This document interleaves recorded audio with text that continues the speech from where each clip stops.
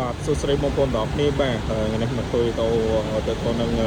Kawasaki Z800បាទមកទឹកស្លាកលេខបាទប្រភេទឆ្នាំ013បងប្អូនណាបាទហើយគ្រឿងលេខសិតតែកបោនបងប្អូនបាទនេះកបោន Fiber Zen បាទនេះកបោនជ្រលក់អីបងប្អូនបាទកបោនបិទបាទ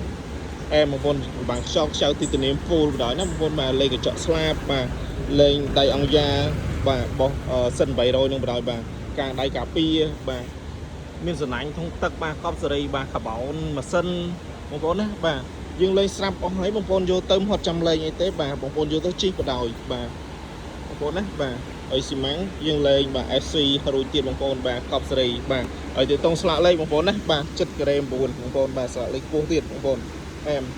ហើយមានជើងចាប់ទូរស័ព្ទស្រាប់បងប្អូនណាបាទ install ស្រាប់បដោយបងប្អូនចឹងស្អាតមែនទែនចឹងបងប្អូនដែលស្រឡាញ់សិត800បាទឆ្នាំ13បងប្អូនអាចជួយមកមើលបានបាទម៉ាស៊ីនបងប្អូនបាទកប់សេរីម៉ាស៊ីនបាទមួយឆេះបងប្អូនកប់សេរីបងប្អូនណាបាទ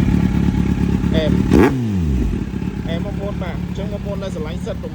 ប្អូនអាចចេញមកមើលបានបាទហើយទាក់ទងតម្លៃឥឡូវខ្ញុំលក់តែ